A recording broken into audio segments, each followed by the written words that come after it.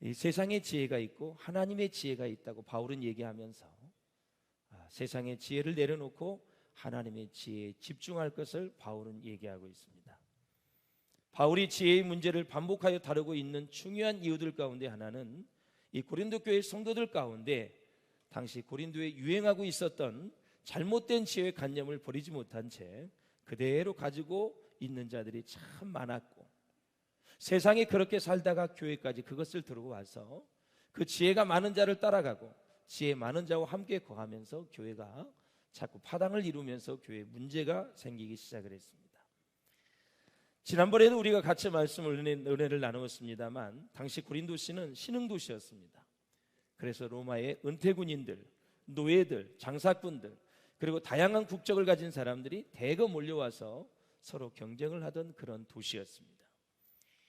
자, 신분 구조를 보면 딱 고정되어 있었습니다. 상류층, 하류층.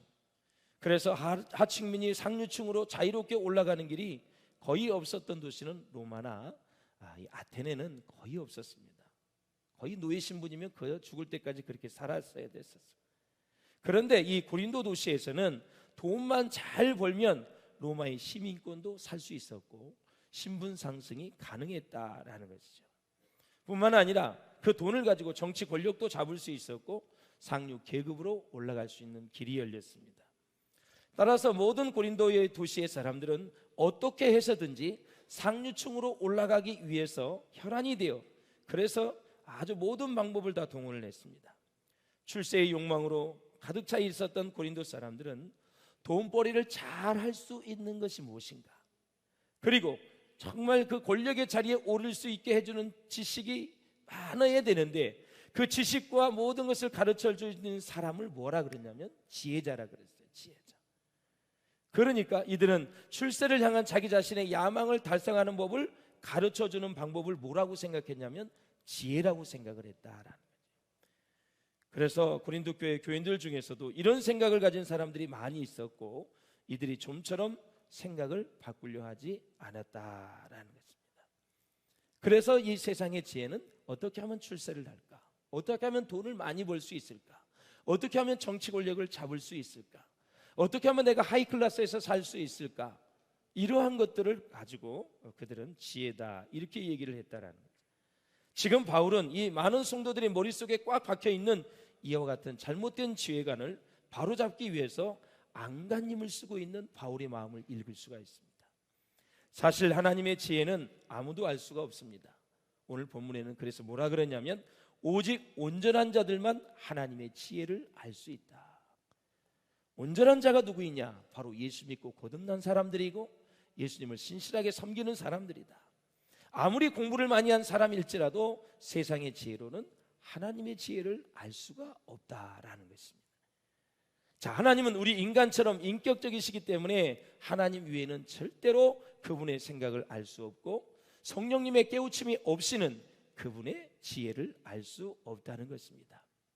그래서 우리 마음 가운데 성령님이 오셔야 하나님의 비밀을 알 수 있고 하나님이 아들을 이 땅에 보냈는데 그 아들을 믿을 수 있다라는 것이죠. 바울이 지금 이 고린도 교회 성도들에게 지혜를 말하고 있는데 지혜 자체를 반대하는 것이 아닙니다. 세상 지혜도 필요하다 이거죠.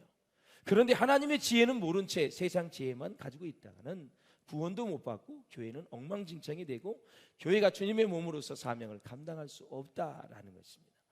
그래서 지혜 자체를 반대하는 것이 아니라 참된 지혜를 추구하라. 바로 하나님의 지혜를 설명하는 것입니다. 그렇다면 이제 하나님의 지혜가 무엇인가를 우리는 궁금한 것이죠. 하나님의 지혜, 그러면 누구든지 비전교회 성도들은 딱 대답할 수 있어야 됩니다. 그래야 세상의 지혜가 이게 딱 확연히 드러나게 되는 거고 우리는 취사 선택하여 하나님의 지혜를 가지고 세상에서 승리할 수 있다라는 거죠. 자, 한번 6절을 같이 읽어보시겠습니다. 시작.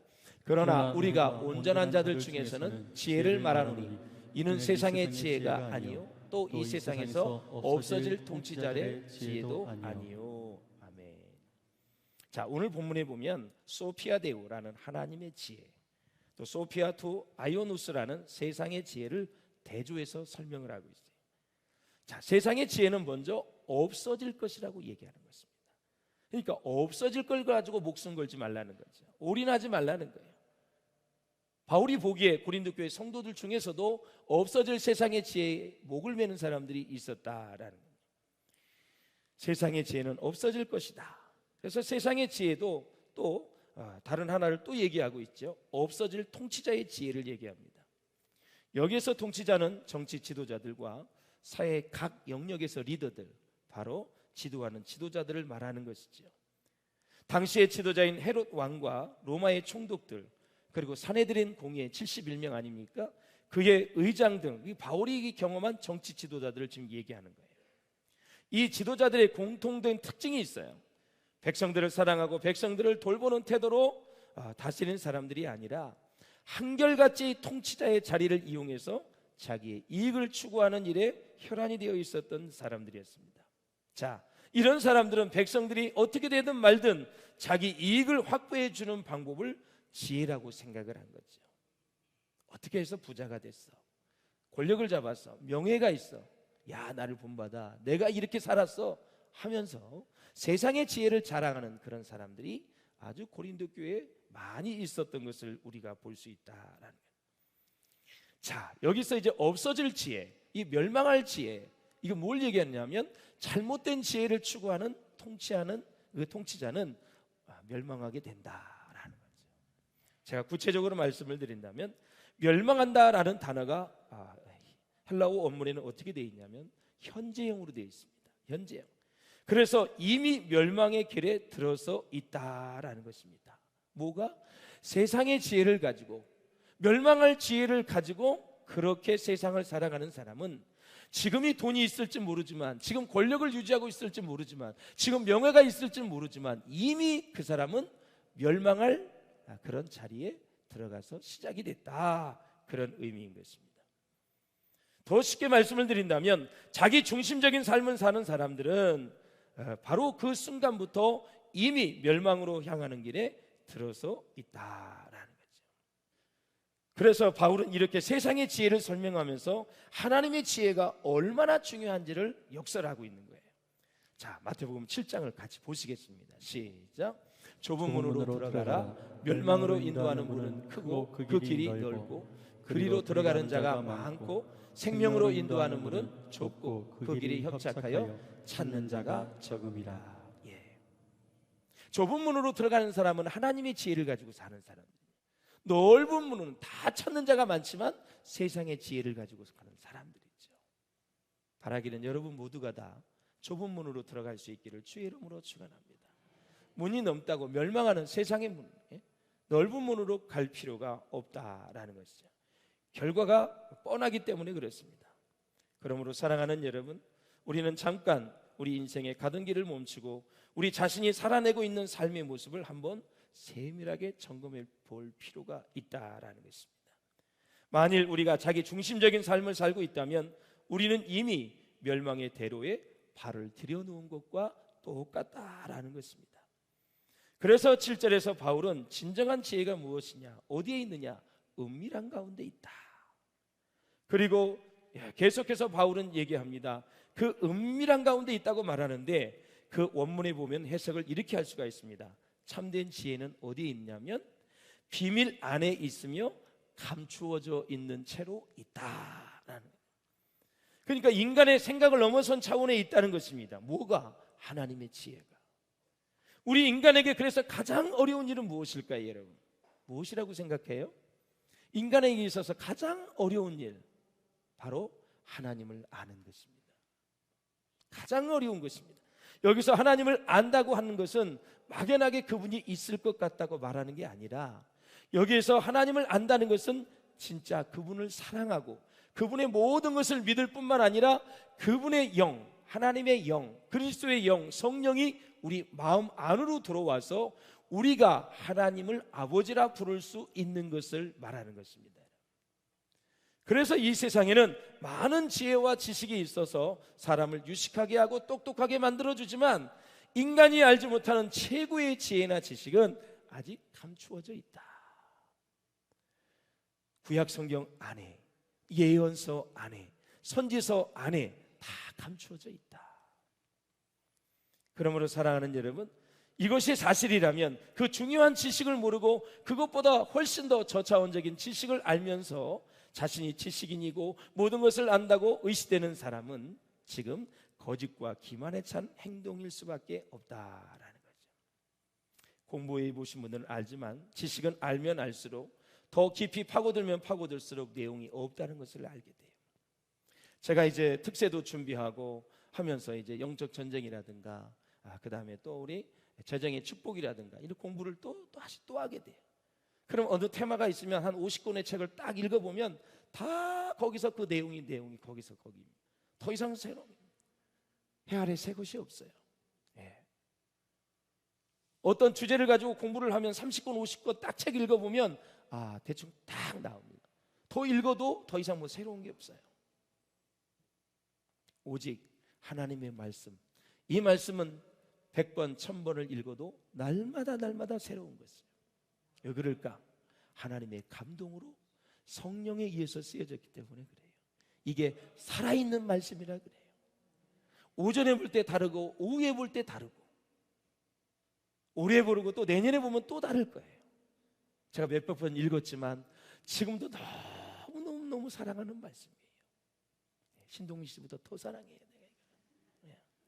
네. 하나님 먼저 사랑해라 그랬으니까 너무 사랑해. 보기만 하면 힘이 돼. 지혜를 주셔. 너무너무 이 진리의 말씀에 매료가 될 수가 없네요. 사랑하는 여러분, 그러면 하나님의 지혜는 도대체 무엇인가? 하나님의 지혜, 바로 십자가의 사건입니다. 할렐루야. 십자가의 사건이에요. 십자가의 사건. 만세 전부터 하나님께서 감추어 두셨어요. 예수님을. 그래서 하나님의 계획과 하나님의 경륜과 하나님의 섭리 속에 다 들어있어요. 때가 참에 하나님이 인류를 구원하시기 위해서 때가 참에 그 예수님을 이 땅에 보내셨어요. 하나님의 지혜의 절정이 십자가의 사건입니다. 한마디로 예수 그리스도이십니다.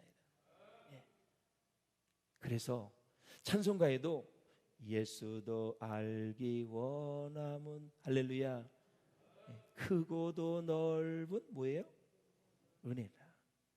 대속해 주신 사랑을 간절히 알기 원하네.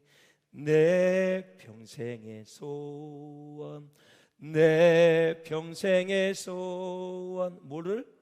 대속해 주신 사랑을 간절히 알기 원하네.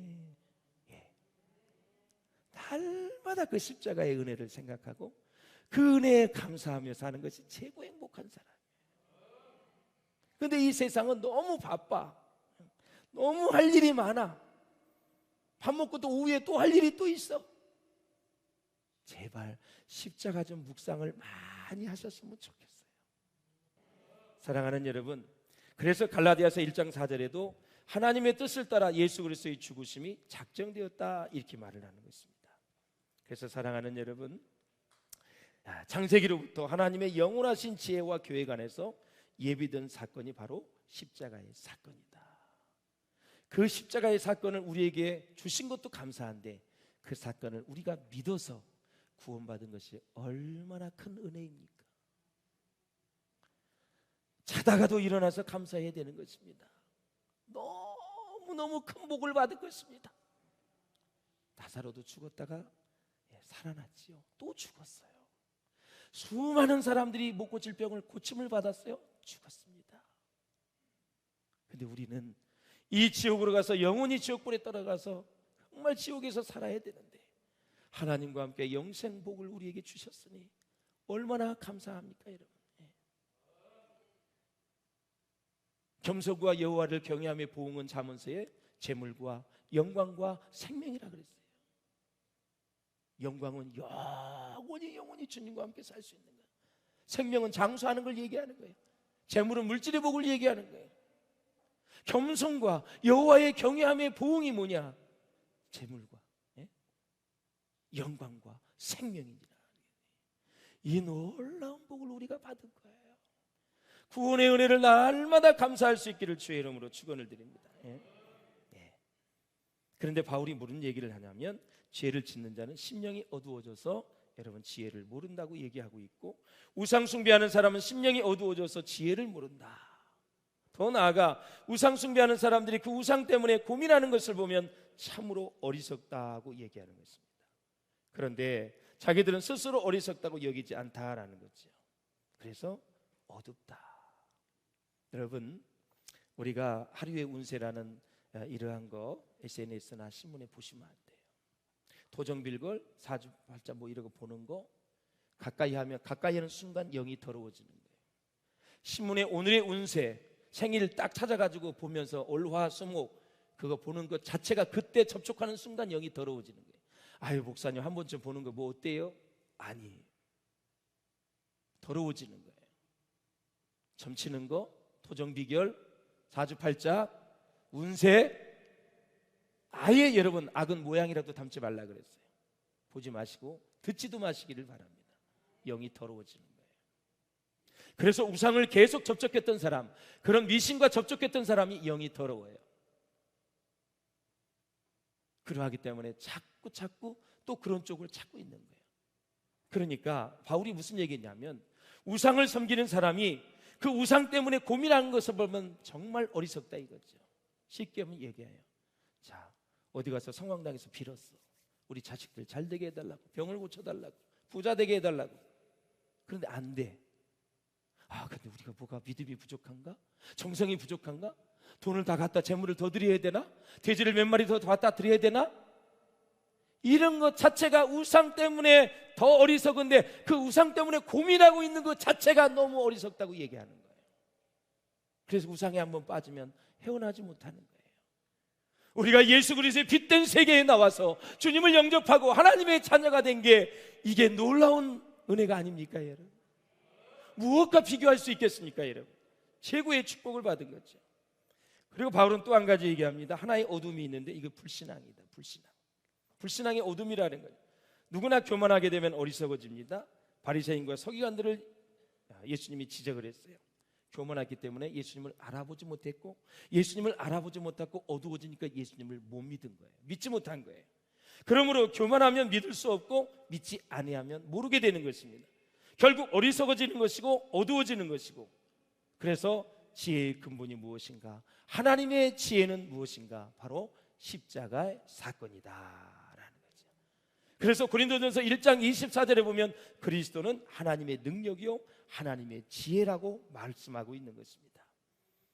여기서 바울은 하나님이 우리에게 지혜를 주시는 방법을 아주 10절에서 귀하게 말씀하고 있어요. 같이 보겠습니다. 10절 시작. 오직 하나님이 성령으로 이것을 우리에게 보이셨으니 성령은 모든 것 곧 하나님의 깊은 것까지도 통달하시니라. 아멘. 그래서 하나님은 오랫동안 신비로 남아있던 것을 성령을 통하여 우리에게 보여주셨습니다. 그래서 성령님이 우리 가운데 함께 하시는데, 하나님의 일을 가장 잘 아시는 분은 누구이시냐? 성령 하나님이십니다. 바울은 사람의 일을 그 사람의 영이 가장 잘 안다는 논리에 근거해서 하나님의 일도 바로 하나님의 영이신 성령님께서 가장 잘 아신다고 말씀하는 것입니다.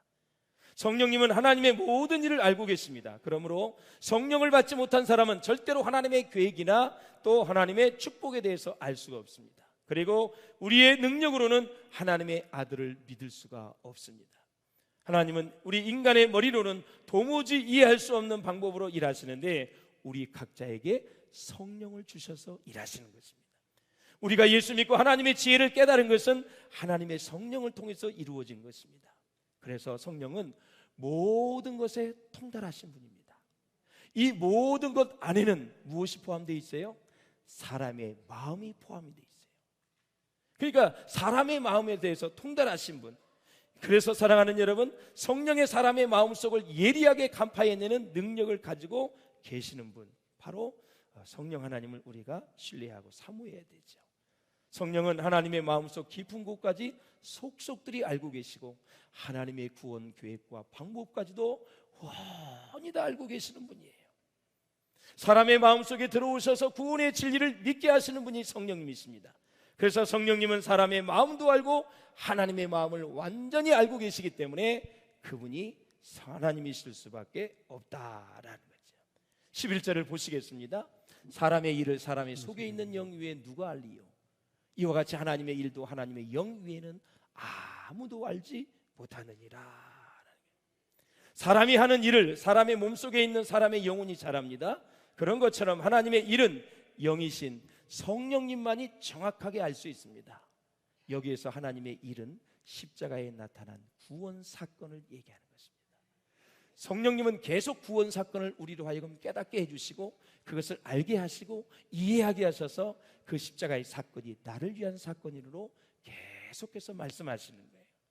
할렐루야. 바울은 그래서 고린도 교회 성도들이 세상의 영을 받지 않고 하나님의 영을 받았다고 말씀하는 것입니다. 인간은 오직 하나님의 영인 성령이 마음속에 들어오셔서 작동을 해야만 비로소 우리는 하나님께 이를 수 있고 우리 교회 표어처럼 하나님께 가까이 갈 수가 있는 것입니다. 12절에 보니 하나님으로부터 온 영을 받았다 그랬어요. 받았다라는 단어가 헬라어로 부정구하게 시제예요. 과거의 어느 한 순간 성령을 받았다라는 거죠. 그래서 이 한순간이 언제인가? 바로 예수 그리스도를 구주로 영접한 순간이었습니다. 그래서 그 구주로 영접한 순간에 받는 세례를 성령 세례라고 말하는 것입니다. 그러니까 모든 성도들은 다 성령 세례를 받은 자들입니다. 모든 성도들은 성령 세례를 받은 순간부터 성령이 우리 안에 내주하기 시작해요. 그래서 지금부터 우리는 뭐를 해야 되느냐? 계속해서 성령의 능력을 충만하게 받을 수 있도록 기도해야 돼요. 예수 믿는 순간 성령 세례는 받았어요. 그 이후부터는 성령의 능력이 내게 충만하도록 기도하셔야 된다라는 거죠. 할렐루야. 성령님은 하나님께서 우리에게 은혜로 주신 것들을 다 알게 하세요. 우리는 십자가를 통해서 구원의 은혜를 받았어요.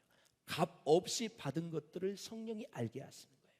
우리가 값 없이 은사를 받은 것도 알게 하시는 거예요. 구원받은 것을 알게 하세요. 시간과 생명 다 선물로 주신 것들을 성령 하나님이 우리로 하여금 알게 하시고 깨닫게 하신다라는 거죠. 그래서 영적인 일은 영적인 것으로 분별하느니라 그랬어요. 여기서 영적인 일은 뭐냐? 십자가에 나타난 구원 사건을 얘기하는 거예요. 그래서 영을 받은 사람이, 하나님의 영을 받은 사람이 그것을 십자가의 사건을 분별해내고 그것이 분별되어질 때 하나님의 아들로 믿고 구원을 받을 수 있다라는 것입니다. 사랑하는 여러분, 말씀을 맺겠습니다. 그래서 성령이 하신 일은 바로 그리스도의 마음을 품게 하시는데 또 그렇게 살도록 인도하시는데 성령이 어떤 일을 하시는가? 바로 하나님의 심판과 사랑을 동시적으로 이해하게 합니다. 진노와 은혜가 함께 만나게 하시는 것입니다. 자, 십자가의 사건을 말씀을 드렸어요. 우리는 죄인이기 때문에 예수가 없었으면 마땅히 죄의 대가로 지옥에 가야 돼요. 근데 예수님이 십자가에서 우리의 죄를 대신해서 죽어주셨어요. 그것이 하나님의 공의를 만족시킨 거예요. 그리고 하나님이 우리를 너무너무 사랑하셔서 아들을 보내셨어요. 그래서 십자가의 사건은 하나님의 공의와 하나님의 사랑이 완전히 만족된 사건이다. 그 사건이 없으면 우리는 구원을 받을 수 없는 것이죠. 그래서 사랑하는 신학자 칼 바르트는 이런 말을 합니다. 하나님의 사랑은 그의 진노 속에서 구체화된다. 이게 무슨 얘기냐면 진노와 사랑이 십자가 안에서 만나는 것입니다. 우리는 마땅히 죽어야 돼. 그런데 하나님의 사랑이 예수님이 대신 죽어주심으로 십자가에서 만나는 거예요. 하나님의 지혜 속에서 율법과 은혜가 만나요. 율법에 의하면 우리는 죽어야 돼요. 근데 하나님의 은혜로 아들을 보내주셔서 우리가 십자가의 사건을 통해서 구원을 받은 거고, 진리는 차가워요. 사랑은 뜨겁습니다. 이것이 십자가 안에서 하나로 만나는 것입니다. 이해가 되시지요? 네, 우리 교육자들의 그랬어요. 우리 수준 높은 우리 비전교회 성도들은 이거 다 알아들을 수 있을 것이라. 이거 이해하면 하나님의 공의는 뭐예요? 마땅히 죄인은 죽어야 돼.